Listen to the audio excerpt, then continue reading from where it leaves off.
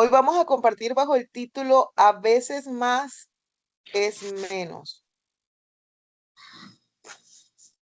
Y parecería contradictorio, ¿verdad? Porque las matemáticas no nos casan, pues más es más, pero en la vida los excesos a veces nos restan de muchas formas, nos restan en lo natural, nos restan en lo espiritual. Los excesos a veces nos destruyen, nos dañan. Y muchas veces nosotros no nos damos cuenta de que esto está ocurriendo. Muchas veces no nos damos cuenta que estamos incurriendo en excesos en nuestras vidas. Y Dios nos recuerda que el tener excesos en nuestras vidas podría traer consecuencias malas, ¿sí? No siempre hacer más es bueno, aunque lo estemos haciendo con las mejores intenciones del mundo, aunque nuestro deseo sea obrar en bien, aunque nosotros estemos tratando de incluso agradar a Dios con nuestro comportamiento. Lo cierto es que muchas veces hacer lo que no se te pidió puede ser destructivo. Y en lo natural, pues hay muchos ejemplos. En lo natural hay muchos ejemplos donde los excesos, donde hacer más daña. Y podría uno pensar en, por ejemplo, cuando uno está apretando una tuerca, un tornillo,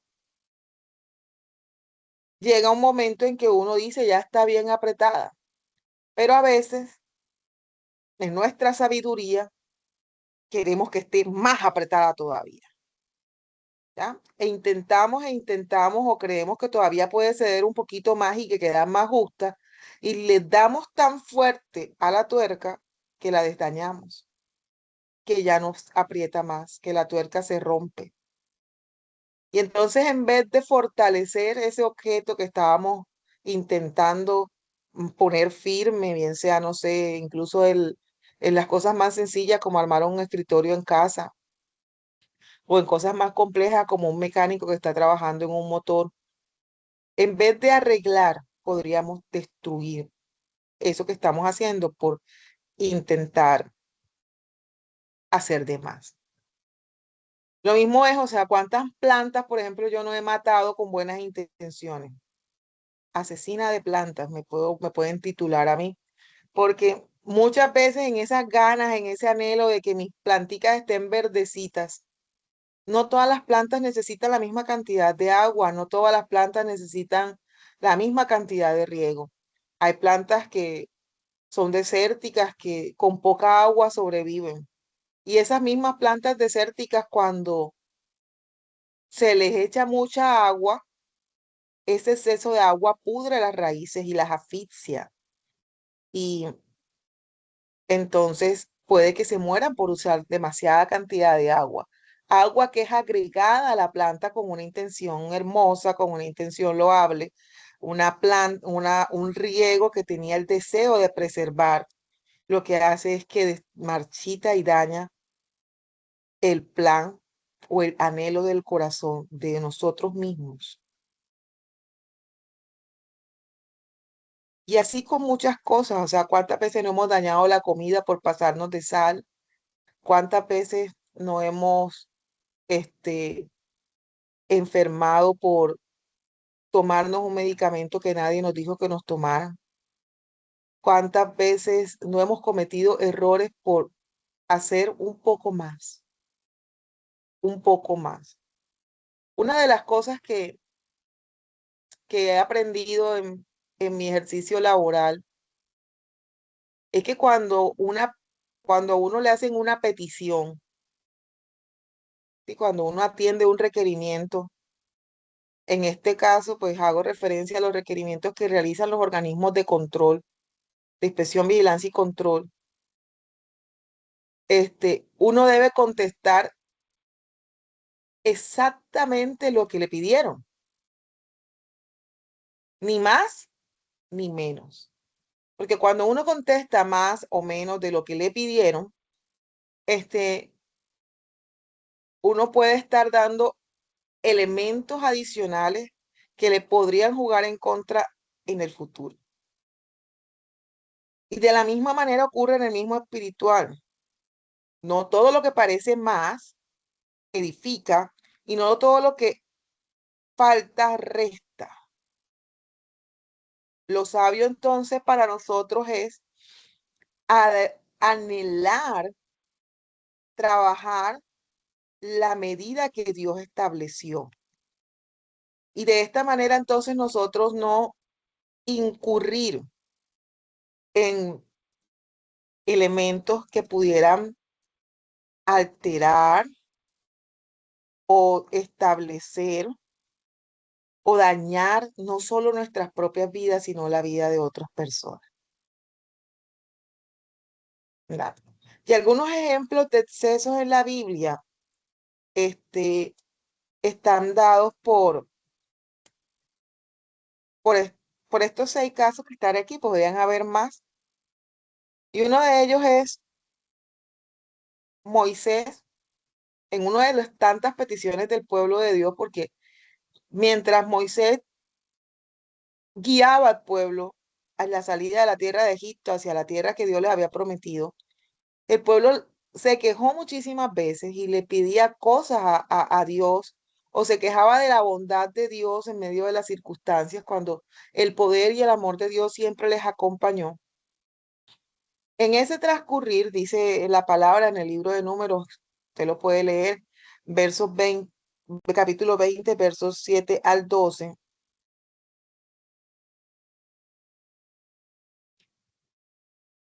Dice que Moisés, en una de esas quejas, estaba ahí el pueblo, todo juicioso, quejándose de que tenía sed y de que Dios los había llevado a la tierra, los había sacado de Egipto, pero era para morir de sed. Y, y entonces está pidiéndole agua a Moisés. Quiero que nos deja, queremos, o sea, agua, o sea, no, ¿cómo va a ser posible? No tenemos agua, queremos agua, queremos agua y tú no nos estás dando agua. Y Dios le habla a Moisés.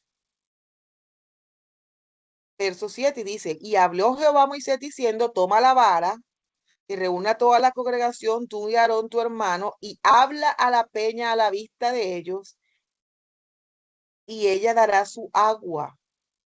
Y le sacarás agua a la peña, y le darás de beber a toda la congregación en su pecia. Entonces Moisés tomó la vara delante de Jehová como él le mandó, y ocurrió. Ah, no, mentira, Dios le dio como, Moisés agarró la vara como Dios le mandó, pero entonces ese juez se reunió con la gente, verso 10, y se reunieron Moisés y Aarón y toda la congregación delante de la peña y les dijo, ahora oíd, rebeldes, os hemos de hacer salir de agua de la peña. Entonces alzó la mano Moisés y golpeó la peña 2 veces y salieron muchas aguas y bebió toda la congregación. Se fue Moisés, agarró la vara, tomó, pero no hizo realmente lo que Dios hizo, lo que Dios le mandó. Sin embargo, Dios lo respaldó, o sea, él tocó, salió agua, la gente tomó, se cumplió el propósito, pero eso le costó a Moisés el entrar a la tierra prometida.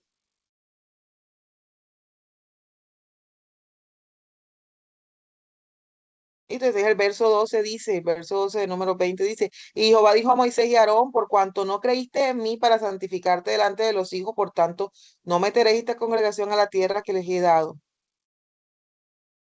Estas aguas son las aguas de la rencilla. por las cuales contendieron los hijos de Israel con Jehová, y él se santificó en ellos. Una instrucción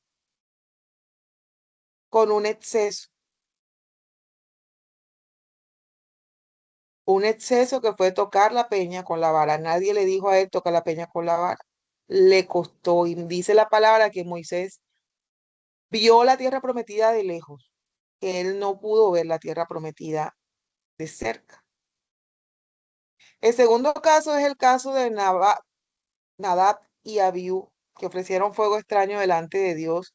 Esto está descrito en el libro de Levíticos, capítulo 10. Estos dos hombres,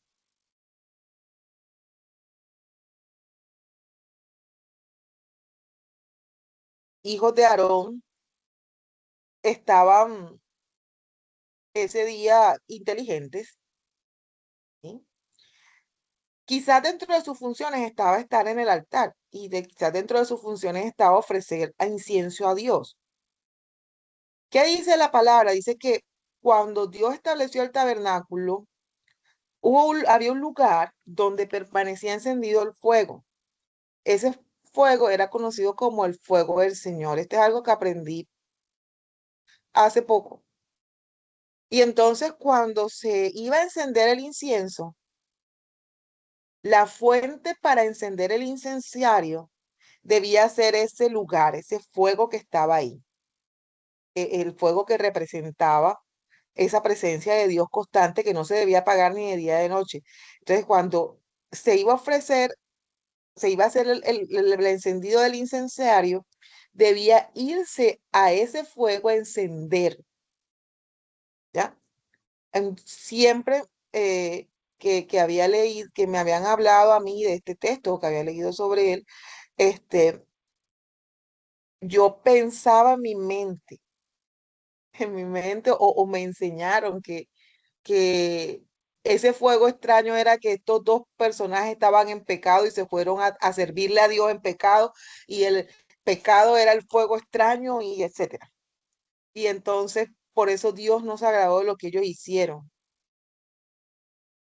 Ellos, la palabra no dice que necesariamente que estaban en pecado, dice que ellos ofrecieron fuego extraño. Y consistió entonces en que ellos no fueron al lugar donde debía encenderse el fuego, el incenso, sino que utilizaron otro mecanismo para encender el incenciario. Y ofrecieron incienso delante de Dios, pero lo hicieron prendiendo el incensario con un mecanismo distinto al establecido. Porque se pusieron inteligentes, dijimos, ¿para qué vamos a caminar hasta por allá, pudiendo tener nosotros aquí la chispita mágica y lo prendemos? Y ya hagamos, ¿sí? A partir de ahí, Levítico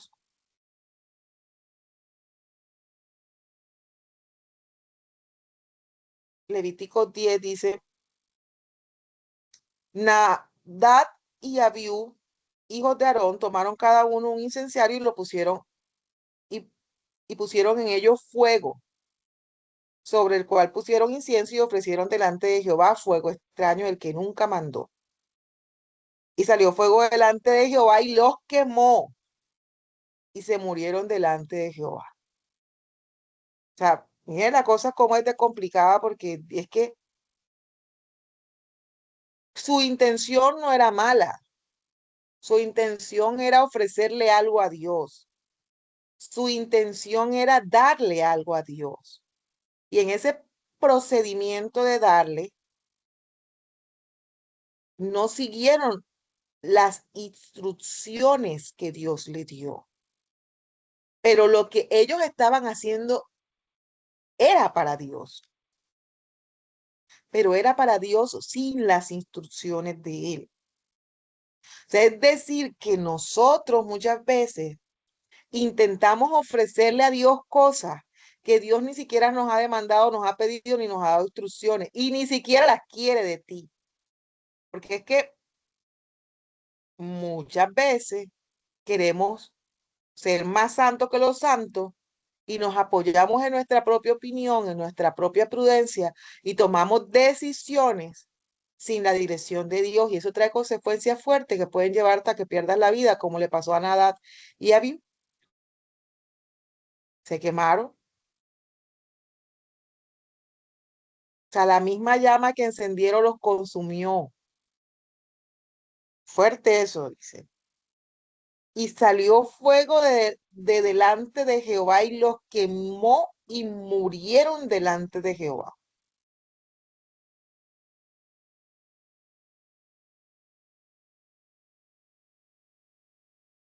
Y entonces dijo Moisés a Aarón, esto es lo que habló Jehová diciendo, en los que a mí se acercan me santificaré y en la presencia de todo el pueblo seré glorificado.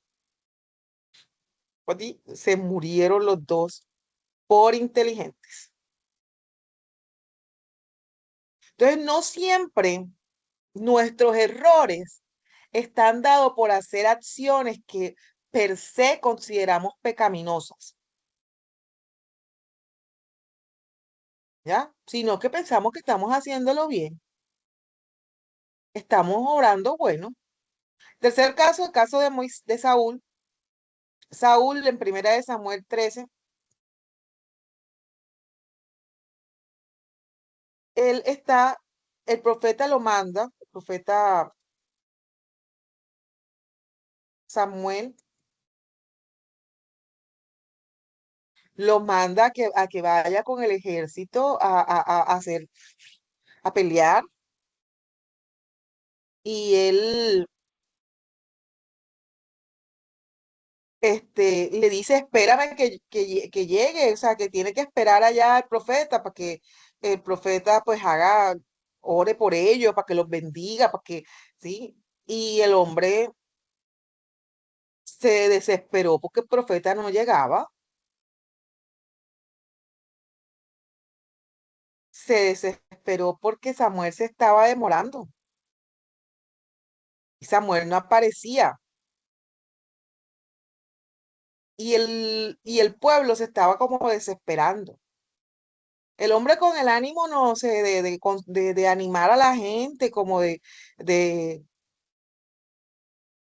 tranquilizar a todo el mundo. Dijo, no, pues a Dios le gusta los sacrificios, los holocaustos, vamos a orar, muchachos, vamos a hacer aquí delante, vamos a hacer un culto hoy, dijo Saúl, y vamos a ofrecerle a Dios nuestro holocausto, porque él se había cansado de esperar, dice Primera de Samuel 13, verso 8. Y esperó 6 días conforme al plazo que Samuel había dicho, pero Samuel no venía y el pueblo se le desertaba. Entonces dijo Saúl, traedme holocausto y ofrendas de paz, y ofreció holocausto.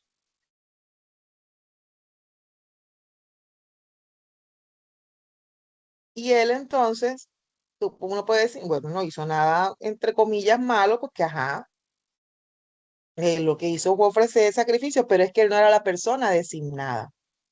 Dice el verso 10, y cuando él acababa de ofrecer el holocausto, he aquí Samuel venía, y Saúl salió a recibirle para saludarle. Entonces Samuel le dijo, ¿qué has hecho? Saúl respondió, porque vi que el pueblo se me desertaba y que tú no venías dentro del plazo señalado y que los filisteos estaban reunidos en Mismas. Me dije, ahora descenderán los filisteos contra mí a Gilgal, y yo no he implorado el favor de Jehová. Me forcé pues y ofrecí holocausto. ¿Era mala la intención? No. Pero eso le costó a Saúl su reinado. Entonces Samuel le dijo, locamente has hecho, no porque no guardaste el mandamiento de Jehová tu Dios que él te había ordenado. Pues ahora Jehová hubiera confirmado tu reino sobre Israel para siempre, mas ahora tu reino no será duradero. Jehová se ha buscado un varón conforme a su corazón, el cual ha designado para ser príncipe sobre el pueblo, por cuanto tú no has guardado lo que Jehová mandó. Entonces, ¿cómo hacer un culto? Vamos a buscar de Dios. me va a quitar la bendición de él. Sencillamente porque es que no te mandó a hacerlo. Y como no te mandó a hacerlo, hacer más, te juega en contra.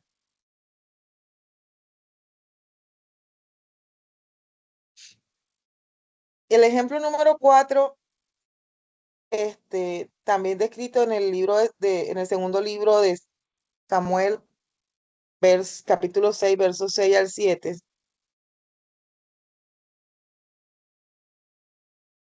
habla del caso de Usa. En este caso,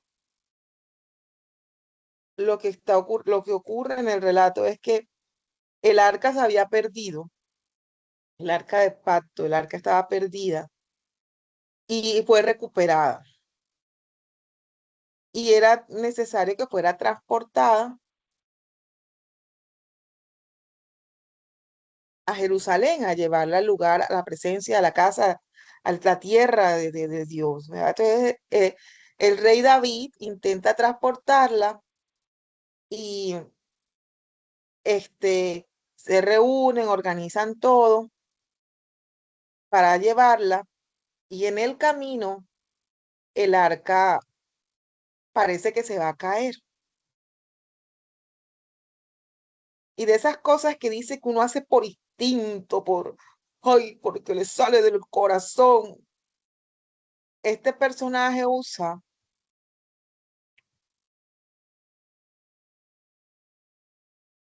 coge y extiende su mano para sostener el arca y la tocó y ¡pum! Se murió. Digo, oye, pero ¿cómo se puede morir uno por intentar que el arca del pacto de Dios, que, o sea, que no se caiga? Oye, si yo lo que quería era que se destruyera, que se magullara, que se afectara. Y cómo el mismo Dios lo va a hacer. Entonces, sencillo, es que Dios había dado una instrucción. Es más, Dios había instruido cómo debía ser transportada el arca. Dios había instruido cómo debía transportarse el arca y quiénes debían transportar el arca. Y no era con bueyes. Y solo los sacerdotes podían transportarla. Y Usa no era sacerdote. Y él no podía tocar el arca.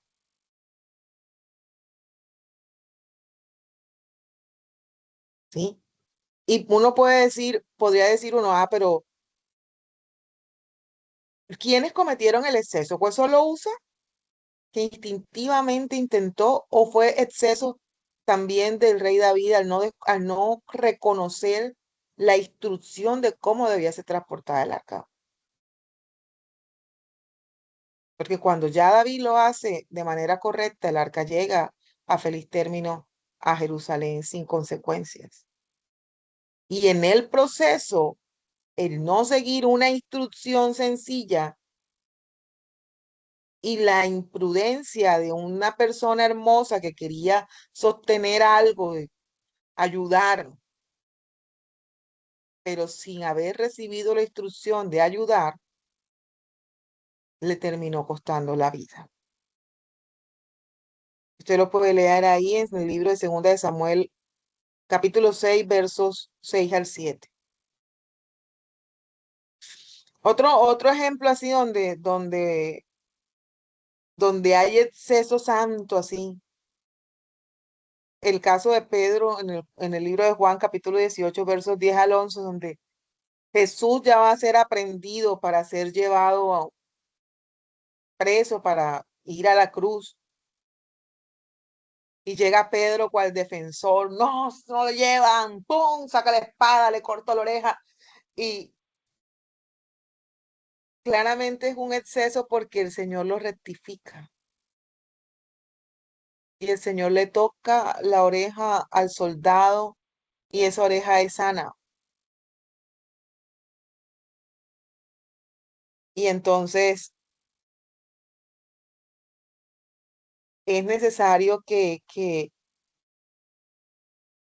estaba intentando quizás hacer algo malo, no, él estaba defendiéndolo al Señor. Oye, ¿cómo no va a defender al Señor? Ya se van a llevar preso al Señor. Sí, en el corazón de Pedro quizás no había malas intenciones. Se excedió, se excedió, pero en él quizás no había malas intenciones.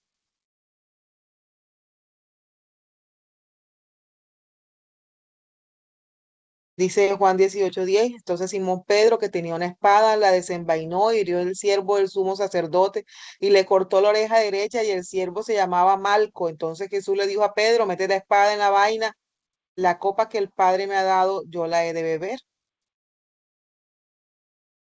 Y entonces sabemos que el Señor sanó a ese personaje que Pedro le hirió la orejita. Otro ejemplo de eso está descrito en el libro de Josué, capítulo 7. Bueno, en el capítulo 7 verso 1 está la consecuencia, pero en el, en el verso, en el capítulo 6 del 18 al 19 se explica cuál fue el exceso que ellos cometieron. Entonces resulta que ellos van a tomar Jericó, y el Señor les da instrucciones, les dice, de ahí no se van a llevar nada, nada, nada, nada, nada, nada que no sea la plata y el oro.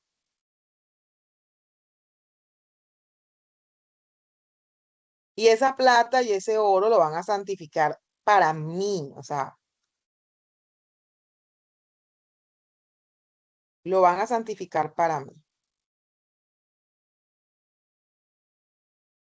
Dice el verso 18, pero vosotros guardaos del anatema, ni toquéis ni toméis alguna cosa anatema, no sea que hagáis anatema al campamento de Israel y lo turbéis. Mas toda la plata y el oro y los utensilios de bronce y de hierro sean consagrados a Jehová y entren en el tesoro de Jehová.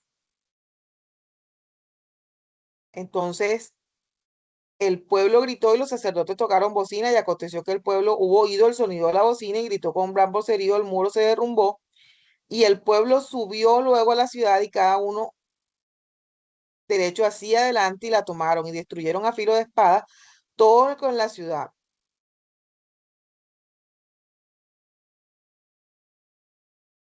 todo lo que en la ciudad había, hombres, mujeres, jóvenes, viejos y hasta los bueyes y las ovejas. Mas Josué dijo a dos hombres que había reconocido en la tierra entrar a la casa de la mujer ramera y pues ahí se da el milagro de salvar a Raab. Y más adelante vamos a leer Josué 7:1. Ellos hacen todo eso, pero ellos se llevan botín.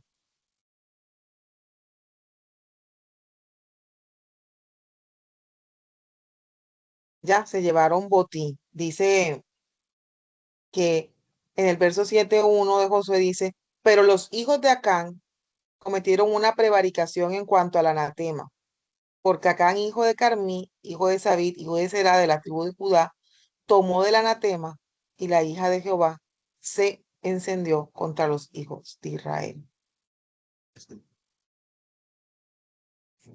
No guardar,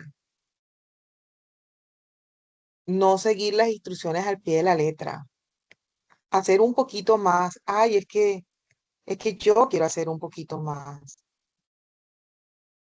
Ay, es que yo quiero agradar un poquito más a Dios. Yo quiero hacer un poquitín más porque es que Dios se merece tanto de mí. Dice el libro de Isaías, capítulo 1 versos 11 al 14, traducción lenguaje actual, dice, Dios les advierte, ¿por qué me traen tantos animales para presentarlos en el altar? Ya estoy harto de esas ofrendas. Me da asco ver tanta sangre de toros y carneros y cabritos. Yo nunca les he pedido que me traigan esos animales cuando vienen a adorarme. Solo vienen para ensuciar mi templo y burlarse de mí.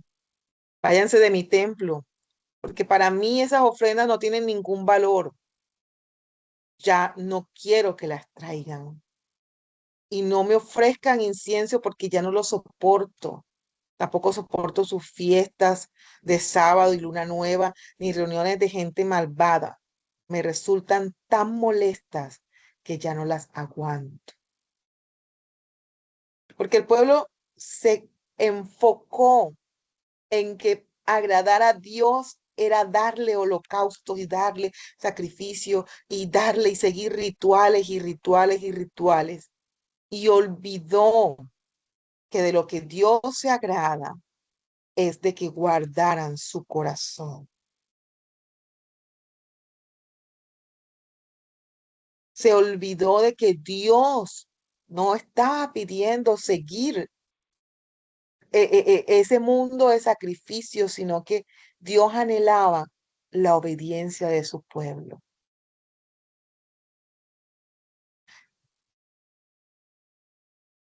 Y dice Mateo 23, hablando Jesús, hay de vosotros, escribas y fariseos hipócritas, porque diezmáis la menta, el eneldo, el gomino, y dejáis lo más importante de la ley, la justicia, la misericordia y la fe. Esto era necesario hacer sin dejar de hacer aquello. Entonces hacemos excesos de unas cosas y descuidamos las cosas realmente importantes. Entonces no siempre dar hacer más en cuanto a obras, rituales, incluso si recibiste la instrucción, muchas instrucciones se reciben para hacer una única vez y no para hacerla todos los días.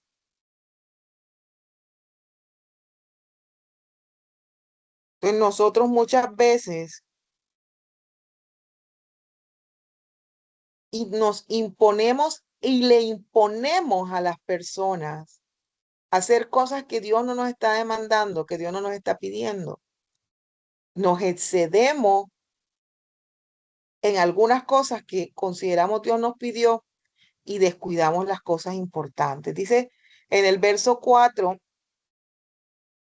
de Mateo 23, hablando pues de los de las personas religiosas de la época.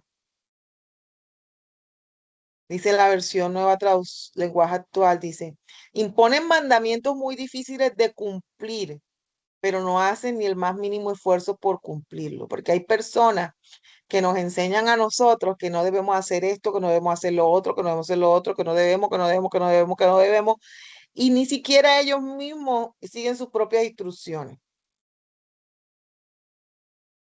Dice en la nueva traducción viviente, aplastan a la gente bajo el peso de las exigencias religiosas insoportables y jamás mueven un dedo por aligerar la carga.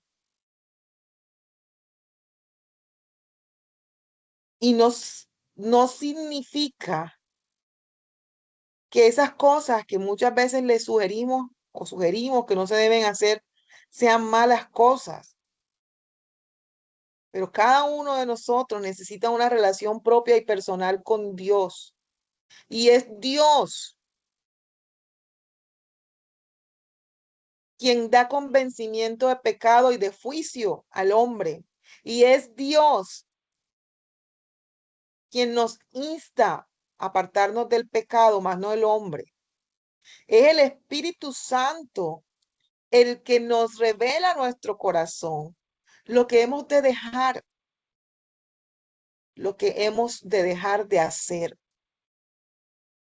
Bien sea porque nos está dañando a nosotros y no necesariamente siendo un pecado para otro. Pero si te está dañando a ti, Dios te lo pide. El no obedecerlo constituye un error, constituye algo que te puede estar trayendo consecuencias negativas. Entonces no te serviría de nada, por eso llega un momento en que el sacrificio, en que Dios dice, oye, se vienen a mí ahí a lambonearme, o sea, ya no son, las oraciones ya no son oraciones de corazón, no son oraciones genuinas, no son oraciones, son oraciones hipócritas, oraciones para que lo vean que están orando, oraciones que no están llegando delante de mi presencia porque es que sus corazones están lejos de mí, que no siguen instrucciones, no me obedecen, no leen mi palabra, no intentan obrar conforme a mi palabra y se cargan y hacen y hacen y hacen cosas que en exceso para mí ya no significan nada, porque descuidaron lo más importante.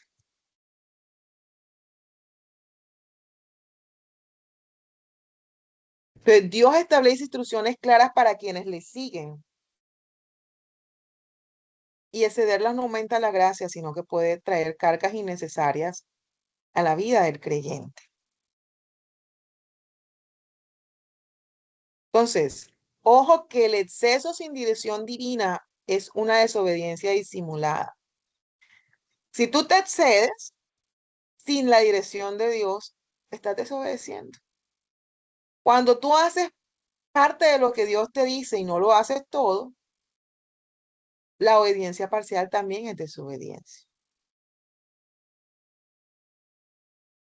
Y ojo que las buenas intenciones no reemplazan la instrucción divina.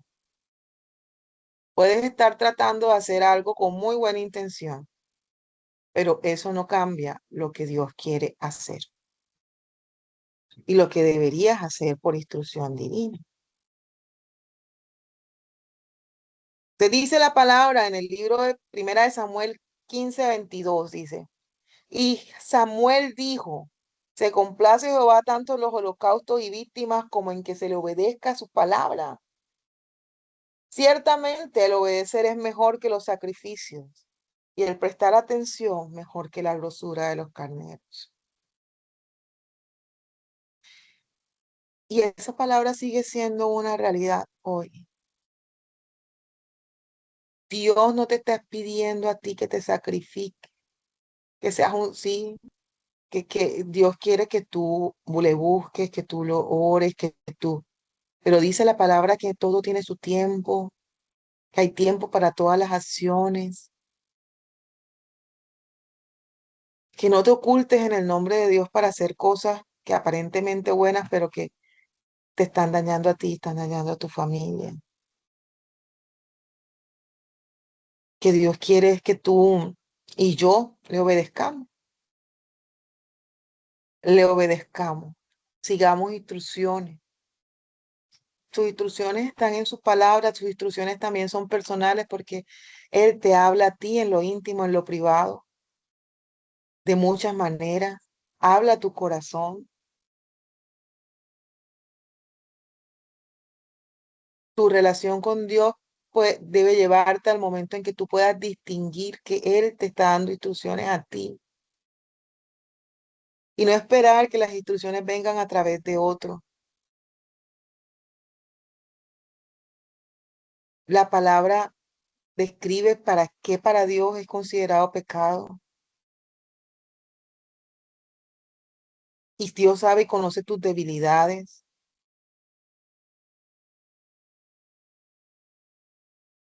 pero eso, su amor, su bondad y su gracia no nos da permiso para que pequemos deliberadamente, para que omitamos sus instrucciones, para que dejemos de hacer las cosas como Él nos pidió que las hiciéramos e impongamos y hagamos nuestras propias reglas y nuestras propias doctrinas de las instrucciones que Él un día entregó. Padre, te damos gracias en esta mañana por tu amor, por tu misericordia, por tu bondad. Gracias, Señor, por recordarnos, Padre bendito, que no siempre hacer más es bueno.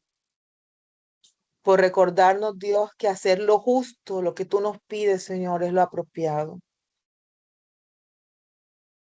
Que desviarnos de tu obediencia, Señor, que desviarnos de tu palabra siempre traerá consecuencias sobre nuestra vida por más bien intencionadas que sean nuestras acciones. Hoy clamamos a ti, Señor, y te pedimos que seas tú glorificado en nosotros, que seas tú, Padre bendito, exaltado en nuestros actos, que nos ayudes a rectificar, que nos ayudes a apartarnos del mal, que nos ayudes a tener una vida en obediencia a ti. Hoy, Señor, te pedimos que seas tú, Señor, redarguyendo, mostrándonos, hablándonos, indicándonos, Señor, cuáles son esos excesos que hay en nuestras vidas, Señor, que ni siquiera estamos considerando como error, para que tú nos muestres, Señor, dónde debemos parar y detenernos. Te lo pedimos en el nombre poderoso de tu Hijo amado Jesucristo y te damos gracias, Señor. Muéstranos, Rey. Habla a nuestro corazón, revélate en nuestras vidas, Señor. Te lo pedimos, Dios, que durante este día y durante el resto de la semana sigas hablando a nuestras vidas y a nuestros espíritus, Señor. Glorifícate en nuestro ser, hoy y siempre, por los siglos de los siglos. Te damos gracias, Señor, en el nombre poderoso de tu Hijo amado Jesús. Amén y amén.